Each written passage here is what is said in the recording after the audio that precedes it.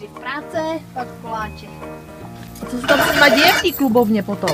Děti je mazlej, až je úplně umazlej. A Pak za hodinu dostanou nažrat.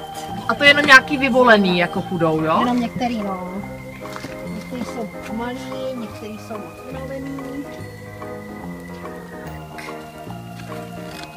Takhle musím čapnout.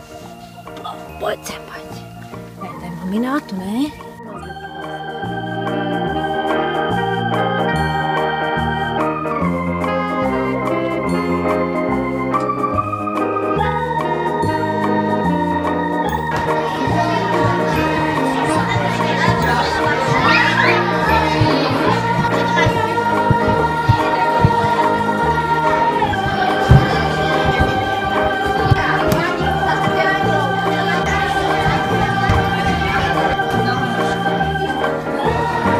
To je strašně.